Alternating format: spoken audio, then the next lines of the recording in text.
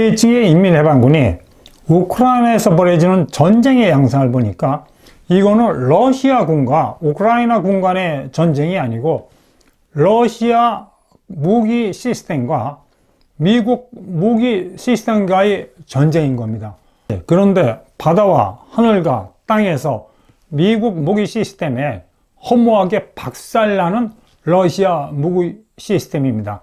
이걸 보고 인민해방군 장군들이 마음이 편할 리가 없죠. 우선 바다에서 완전히 개망신당한 러시아의 무기 시스템입니다. 러시아 해군 무기 체계의 약점을 극단적으로 보여주는 것이 모스크바 함이 꾀꼬락 침몰한 거죠. 흑해 함대에 기함으로써 러시아가 자랑하는 최정예의 미사일 함입니다.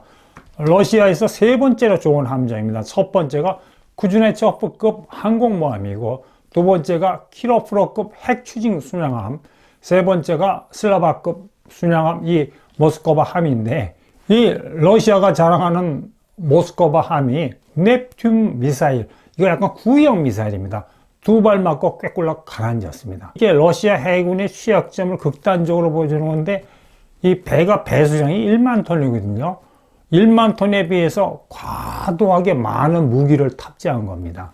그렇게 되면은 방어력이 취약해지죠. 러시아가 기본적으로 이제 해군력이 약하니까 미국 해군에 이제 맞짱 뜨겠다고 하면은 그 방법 중에 하나가 개별 군함의 화력을 극대화시키는 거거든요. 불칸 미사일을 한쪽에 발사대가 8개가 있습니다. 8개. 지금 노란 걸로 표시했는데 발사대 동글동글하게 되게 8개가 있고, 그 다음에 기관포가 한쪽에 5문이 있거든요. 그러면 불칸 미사일이 8개면 양쪽에 16개가 있고, 발사대가 있고요. 그 다음에 기관포가 5문 양쪽에 10문인 거면 엄청난 화력이죠.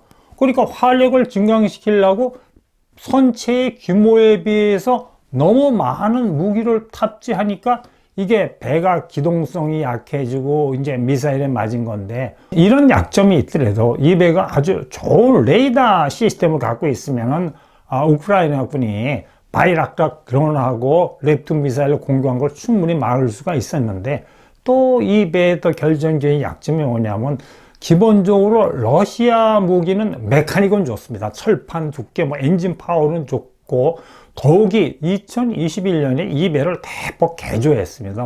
장갑을 두껍게 하고 막 그랬는데, 러시아가 돈이 없어서 그런지 뭔지 모르지만 레이더 통제 시스템, 레이더 사격 시스템은 수십 년거 구형을 그냥 놔뒀대요. 그러니까 침몰하는 사진을 보면요, 저 모스크바 함 위에 이렇게 안테나, 레이더 안테나가 있지 않습니까? 안테나가 빙빙빙빙 도는데 그 레이더 안테나가 바이락트락 드론이 오는 쪽을 향하고 있었대요. 그러니까 이 뒤에 제가 노란 화살표로 한 이쪽에서 오는 그 넵튠 미사일은 방어를 못한 거죠. 이런 어처구니없는 그 어떤 무기체계 취약성 때문에 이제 가라앉았는데, 해군 전문가들은 이렇게 이야기하더라고. 왜 회피 기동을 안 했냐 이겁니다.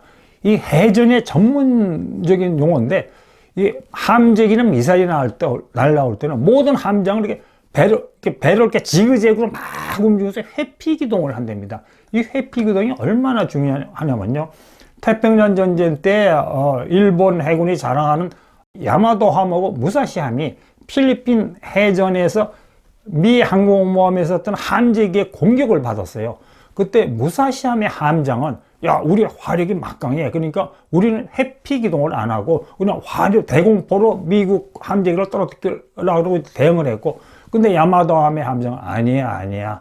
회피 기동을 해야 돼. 그러면서 이렇게 회피 기동을 했는데, 결과적으로 무사시함은 꾀꼴락 가라앉았고, 야마토함은 거기서 빠져나왔거든요. 그만큼 이 회피 기동이 중요한 거고, 그다음에 이제 무기체계 취약점은 전문가들 이야기가 저기 보듯이 미사일과 기관포는 미국이나 그 서방의 이 전함들은 별도로 운영한답니다. 순양함들을 운영하는데, 이상하게 러시아는 저걸 또 통합 운영을 했는데, 장점도 있지만 이 사격 통제나 운영이 굉장히 복잡해갖고 취약점이 있다 그러니까 어떤 해전의 장비에 운영 능력이 있어도 문제고, 그다음에 이제 마지막으로는요, 저 모스크바 함이 이렇게 이제 가라앉은 거는 이제 이렇습니다. 스토리가 넵튠 미사일이 빵 때리니까 이제 유폭이 일어난 거예요. 유폭이라는 게 뭐냐면 이 미사일 자체 폭발력으로 가라앉은 게 아니고 저 순양함에 있던 뭐 기름 저장 기름이나 그 폭탄 미사일이 폭파해갖고 가라앉는 걸 유폭이라 그러는데, 저 정도 함이고 1만 톤급 이거 러시아가 자랑하는 뱀은 잘 맹긴 선체인데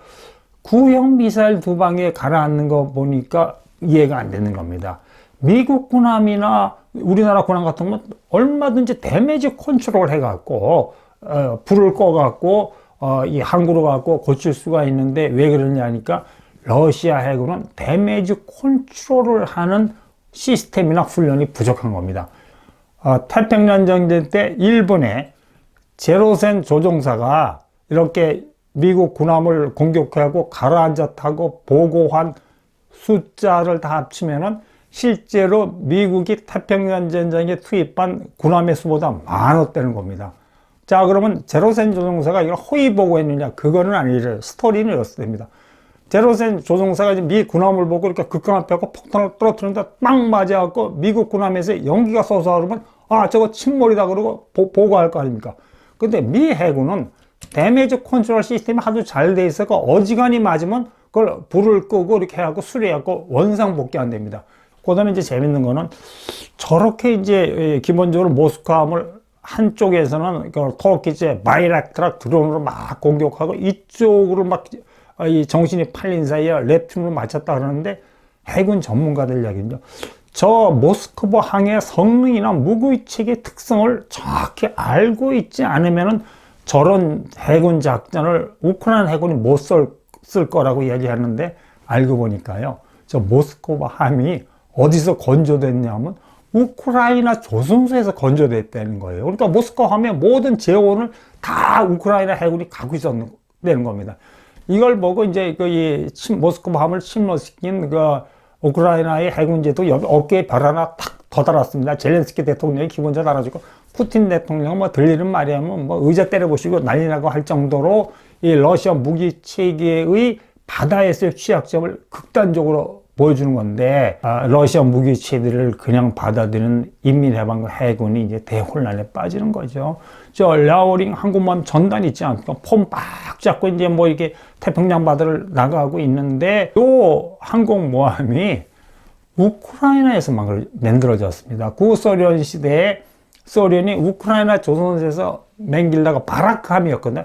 맹길라 소련이 망하니까 이거 버려놓은 거를 차이나 구입해갖고 뚜닥뚜닥 만져갖고 항공모함으로 맹길게 맹길었는데, 저 랴오닝 함이 아까 말씀드린 모스크바 함이 갖고 있는 결점을 그대로 갖고 있는 항공모함입니다. 제가 거제도에 가서 우리나라 이지스 함을 건조하는 것을 보고 그 전문가하고 이 얘기를 나눴는데, 이런 이야기를 하더라고요. 이지스 함 선체는 다 완성돼 있어서 제가 뭐라고 했냐면, 신문에 보니까 뭐 이지스 함 함척이 뭐 10조 원인데, 그럼 조선소 10조 원 벌었겠냐 그러니까 그렇지 않다 그러더라고요. 10조 원이라고 신문에 나온 거는 모든 무장, 레이더나 미사일 장치를 갖추고 해군에 인도될 때가 이게 10조 원이고, 실제로 조선소에서 선체 가격은 이 이지스함 모든 비용의 반 조금 넘어가 대략 한 60% 내라 그러더라고요. 그래서 6대4 원칙이 됩니다. 그러면서 이제 선체를 돌아다니면서 저한테 설명을 해주는데, 이 부분은 미국의 어느 회사 레이더가 들어갈 자리입니다. 이 부분은 미국의 어떤 미사일 시스템에 들어갈 자라고 설명을 해준다는 게 뭐냐면, 배를 설계할 당시부터 어느 무기가 탑재할지를 다 알고 이렇게 맞춰서 설계를 해야지만 그 배가 최고의 성능을 발휘할 수 있는데, 지금 말씀드린 식으로 랴오닝 하면 러시아가 맹길다 버린 배를 갖다가 중국이 꾸구작꾸구작 자기 나름대로 무기를 탑재했기 때문에 실전이 벌어질지 어떠한 성능을 발휘할지는 두고 보는데 굉장히 문제점이 많을 겁니다. 자, 그러면 이제 뭐 anyway 항공모함 얘기했으니까 거기다 얹을 함재기라는 게 있어야지 않습니까? 인민해방군의 공군의 무기 시스템은 완벽하게 러시아 시스템입니다. 러시아의 그 주력 전투기가 수호이 27인데 이 수호이 27을 라이센싱해갖고 J-11이라는 인민해방군 공군의 주력기를 맹길었고, 그 다음에 이제 랴오링 항공모함에 얹을 함재기는 수호이 33이 러시아의 함재기입니다. 이걸 라이센싱해서 J-15에는 함재기를 매길라 그랬는데, 저 사진에 보시면 수호이 33하고 J15하고 모양이 비슷하지 않습니까? 이제 문제가 생긴 게 이 라이센싱을 하는 과정에서 차이나가 뭐 계약을 안 지켰다고 슬쩍 뭐 기술을 카피하고 그랬다고 러시아가 이제 열받아갖고 수호이 33의 기술을 안 주겠다는 겁니다. 그러니까 이제 뭐 차이나는 당하지 않습니까? 한국만 하면 매길하는데 실은 함재기가 없잖아요. 그러니까 전 세계를 누벼갖고 수호이 33 함재기 동체가 없냐 찾아내는데 우크라이나에서 벌어져 있는 한 개를 딱 찾은 겁니다. 수호이 33 동체를. 근데 그걸 베끼니까 잘 베끼죠, 중국은. 동체는 멀쩡하게 맹기는데 저 사진에 보듯이. 근데 이 속 사정을 모르는 겁니다. 러시아가 기술을 안 주니까. 뭐 엔진이니 뭐 모르는 거니까. 그렇지만, 아까 수호이 27 카피한 그 엔진 기술은 갖고 있거든요. 그러니까 수호이 27, 그러니까 J11, 약간 성능이 떨어지는 비행기 엔진을 조금 개선해 갖고 수호이 33, 을 베껴 만든 J15 엔진에다 달았는데, 이게 저 사진에서 보니까 멀쩡하게 수호이 33하고 J15하고 이제 모양은 똑같은데 이게 완전 짝퉁이에요, 짝퉁. 전 세계가 놀랬죠. 차이나가 항공모함 맹기인지 예상보다 빠르게 막 함재기 이륙시키고 막 착륙시킨다고 놀랬는데 군사 전문가 딱 저기 J15 뜨고 내리는 걸 보니까 미사일이나 무기, 폭탄을 탑재를 안 했더래요. 엔진 파워가 약하니까 무기를 풀리 탑재하면은 비행기가 제대로 못 뜨는 겁니다. 그러니까 이것도 짝퉁이니까 모스크바항이나 랴오랑시무나 밀타리 그 시스템의 결정적인 약점을 갖고 있는 거죠. 뭐 시진핑 주석이 세계 최강의 핵을 만들겠다고 돈 팍팍 빌려주니까 저 그래프에 보시 척수로는 뭐 2025년 되면 400척을 가져가지고 미국보다 앞서지만 중국 인민해방군 해군은 문제점이 심각하죠. 첫째, 러시아 밀리터리 시스템을 받아들이긴 받았는데 그게 정품이 아닌 게 많아요. 정품이라는 건 정식으로 러시아하고 라이센싱 계약을 해갖고 받는 건데 아까 말씀드린 대로 여러 가지 갈등이 빚어갖고 짝퉁으로 맺는 게, 짝퉁이라는 게 뭐냐면 베끼든지 뭐 복사든지 훔치 그렇게 맺는 게 많고, 두 번째, 지금까지는 상대적으로 미국으로부터 기술 이전이 굉장히 쉬웠고, 그 다음에 뭐 필요하면 해킹해서 훔치게 되는데, 미국과 중국 간의 패권 전쟁 이후로 철저히 미국이 특히 중국의 군산 복합 기업을 뭐냐면 인민해방군을 위해서 전투기, 군함, 항공모함, 탱크 맹기는 기업에 대해서 기술 이전이나 장비 제공 막 철저히 봉쇄하고 있으니까 결국은 중국이 자체 기술로 무기를 개발해야 되고, 어떻게 뚝딱뚝딱 맹기고 개발은 하고 있는데 무기 시스템은 뭐가 문제냐면요. 아무리 잘 맹긴 무기고 시험을 테스트를 거쳤어도 실전에 투입해서 검증이 안 되면 이거는 문제가 큰 겁니다. 미국이 밀리터리 시스템이 무기 시스템이 발달한 이유는 1차 대전부터 2차 대전, 뭐 한국전, 걸프전, 이라크전, 아프가니스탄 등 거치면서 끊임없이 실전에서 사용하다 문제점을 개량하고 업그레이드 시키면서 맹긴 게 지금 미국의 무기 시스템인데 중국의 무기 시스템을 한 번도 실전을 안 해봤잖아요. 이게 결정적인 문제고, 그 다음에 이제 해전 경험이죠. 모스크바 함이 저렇게 개망신을 당했지만 그래도 러시아는 2차 대전 때 해전을 해봤고 뭐 나름대로 몇 번 해전을 해봤는데 중국 인민해방군은 해전 경험이 하나도 없습니다. 이 해전 경험이 있어야지 아까 말한 해피 기동이나 데미지 컨트롤 해야 되는데 확 떨어지는 거죠. 그 다음에 이제 땅에서도 무적의 러시아 탱크 신화가 이번에 완전히 깨졌습니다. 이 탱크에 대해서 제가 말씀드리면 전쟁 이론에서 이 창과 방패 이론이 있습니다. 창과 방패 이론에서 결정적인 균형이 깨진 게 1차 대전 때 기관총이 나오지 않았습니까?